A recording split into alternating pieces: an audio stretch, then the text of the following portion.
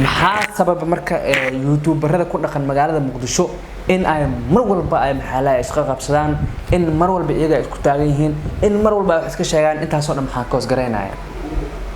koos gareynaya qofka markii oo mar walba xaafadiisa joogo oo dad uusan raasanayn oo cunsuri iska dhiga waxa imaanaysa in uu wax uu fiis ku sameeyo saa darteed qof inuu la hadlo oo ka hadla macnaha wax uu ka sheegay taasna runtii maxaa wax aqli galaam ahan السلام عليكم ورحمة الله وبركاته كنت وعن أو وناكسن دعوة المركز تأجوكتين يسول بنا دعوة نيسان كسر هذا مركز يوم مقال قروح بدنا هالكاسة توصلنا دعوة نيسان وابد شوف فضلا سبسكرايب شجنا كان هدية صبت هاي جنب لك فروسي أي كوسود عن مقال هالكان نسوق لأنه سيدو كلا لايك شير كومنت أنتوا هيلوين وويلكن وحقول هلا عد كلام أهن وابد باله أنت تمكن أنك سوق دبنو وحارب أنا كهذا برامج maalmahan soo cusboonaaday oo u dhaxeeya ninka la yiraahdo Caga Dahab iyo sidoo kale Norweershe iyo Durdur Media intaba wuxuu ku saabsan yahay dagaalkaas muxuu sal ku hayaa waxa waaye horta dadka mar walba in la iska qabsado wax fiican ma wax wanaagsan ma aha sababtoo ah muhiimadu waxay tahay in la wada shaqeeyo haddii la wada shaqeysan karin in la kala aamuso sababtoo waxa leeyahay dad walaalo ah YouTube kan waa laga bariisaa marka maalin walba hadii maxaa lahayn aan isku qabsano barta social media aan ku wada jirno anaga maxaa lahayn hal magaalo wada joogno waa wax aad loo qurux badan yahay feer YouTuberada ku dhaqan Nairobi kuwa ku dhaqan maxaa lahayn Malaysia kuwa ku dhaqan Hargeysa kuwa ku dhaqan maxaa lahayn qaaradda Yurub iyo meelaha kale waa dad si nidaam ah ku shaqeysto nadiif ku shaqeysto isku calool furan mar walba isku marxabay maxaa sababa marka youtuberada ku dhaqan magaalada Muqdisho in ay mar walba ay maxaa isqa qabsadaan in mar walba iyaga isku taagan yihiin in mar walba wax iska sheegaan intaas oo dhan waxaa koos gareynaya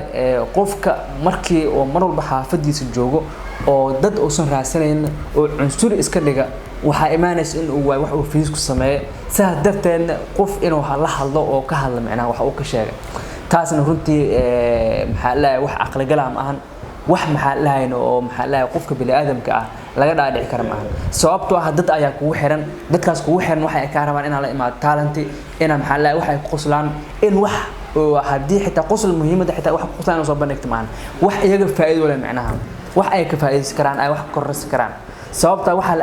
aan hadlaysid aad muuqaal u duubaysid aad hor fariisanaysid waa qof adiga kula mid ah iyo mid kaasi aqli badan iyo mid ka liita inta dadku isugu jiraan iyo mid kula mid ah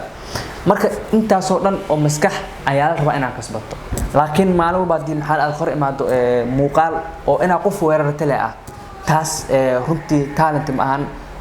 wax bulshada Soomaaliyeed xitaa maxaa lahayn dhagaha u fiican maahan xitaa jiilka soo hadda soo socda in rabo in ay YouTuber noqdaan Muqdisho maxaa la ka soo hana qaadan ramaan ma u fiican xitaa sababtoo ah waxay ku soo hana qaadayaan ku soo barbaarayaan dadkii iyaga ka horeeyay oo maalin walba is haysto dadkii iyaga maxaa la YouTube u horeeyay maalin isku dhagan dadkii iyaga YouTube u horeeyay maalin wax ka sheegaa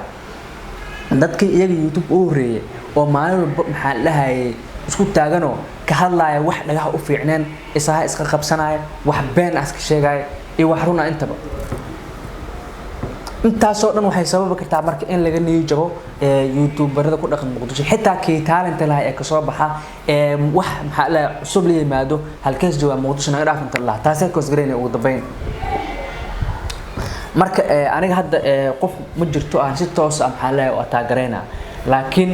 dhinacyada is haysta baaqayaan u diraa sida Caga Dahab waa saaxiibkii waa nin hal meel wada joogna wax waan u sheegay waxna u sheegay halkan maxaa lahayn waxaan muuqaalkan sidoo kale u gudbinaa ninka weersha ah iyo sidoo kale Durdur Media waa runtii dad maalmahan wada shaqeyn dhex martay waa dad aan maxaa isku soo dhawaanay anaga awal wax ma naga dhaxeeynin laakiin waa dad hadda aan isfahanay taas marka macnaheeda ma ahan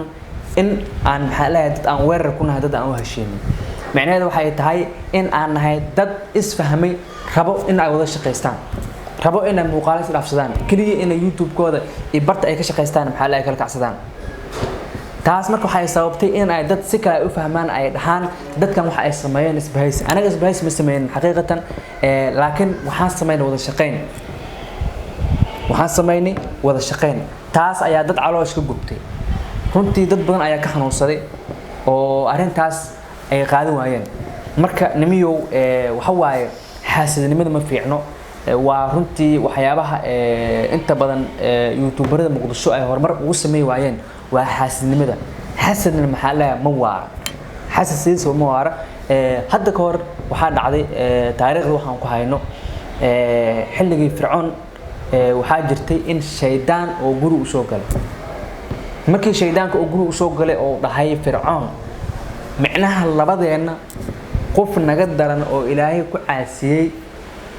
ma jiro amal labadeen waxaan gaarnay meesha uu sareysay maadaama aan rabbi sheegtay rabbinimo sheegtay oo ummadda dhan inaan rabbigooda ahay aan u sheegay oo aan ku maamulo adigana aad tahay ninkii ilaahay ku caasiyay u sujuud markii lagu dhahay maxaa la diiday maxaa la nabi aadam alayhi salaam oo malaa'iktii dhan ay u sujuudeen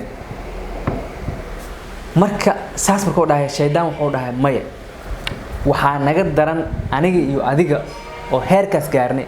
xaasidka meesha waxa ka cad marka in xaasidnimada aysan fiicneen sababtoo ah walaalka waa inaan wax u ogolaataa tilaabada uu qaaday horumarka uu sameeyay laakiin mar walba hadii aad ka hor imaasan tahay walaalka horumarka tilaabta uu qaaday adigana waxaan ku dabeynaysa meel aan wanaagsaneen iyo tilaabti aad qaadaba in ay noqoto mid meel xun ku horseed sababtoo xasad ayaa tahay laakiin mar hadii aad muujiso wanaag galgacayl hadii maxalla walaalaha ku soo dhaweyso oo nidaamna u shaqeysato waxa waaye insha Allah adduun iyo aakhiro inta waxa waaye waa qof wanaagsan ay noqonaysaa laakiin mar walba hadii aad sameyso wax taaka ah aflagaado iyo wax la mid ah runtii ma ahan wax haboon marka uu dabeyntii waxaan rabaa dadkaas in maxalla xaalad ay qaboojiyaan wax walbana si xeerjida bah lagu dhameeyo sababtoo ah labada qof arab iyo ilka soo dhaw waa isqaninaan laakiin wax walba waxa ka muhiimsan in la isfahmo heshiis fiican la qaato si walaalnimo ah lagu shaqeeyo hadii aysan dhici karin walaalnimo lagu shaqeeyo nin walba dantiis uu raacdo laakiin la iska qabsan hadii aysan dhicin in heshiis fiican la qaato la wada shaqeynin waxa fiican in la kala dhaqmo cid walbana danteeda ay fiirsato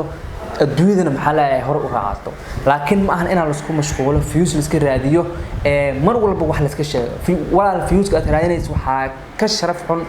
in maalin walba ay la soo taagnaato carabkaada maalin wax xun oo ku dhawaaqo taas ayaa maxaa la ka sharaf xun dadkan ay kugu nacayaan marka ma rabo inaan intaas ka badan aan wax ka sii dhaho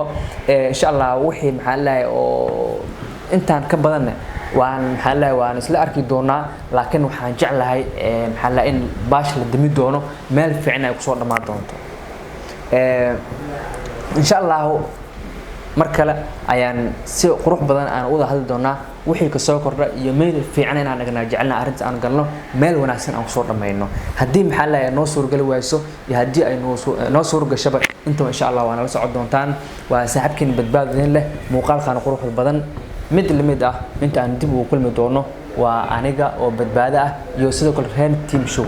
waxa rabaa aan iloobay Team Show sida caag dahab show Diin Show in aad booqataan inta aan ugu xiran ay dadkaasna ay ku xirmaan haddaba isku dad ayaan nahay laakiin waxa jira dad yar insha Allah teamku waa team wada shaqeysta waa team isku milan marka insha Allah inta hadda moog labadaas YouTube waa caag dahab show iyo sidoo kale saaxiibkay Diin Show labada waa asxaabteed waa labada garab hala booqda marka waa badbaado idin la sidaas iyo nabad